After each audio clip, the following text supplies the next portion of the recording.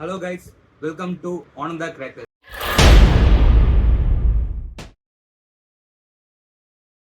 என்ன பார்க்க போறோம்னா வைஷ்ணவி பிராண்டோட ட்வின் வீல் மினி பார்க்க போறோம்.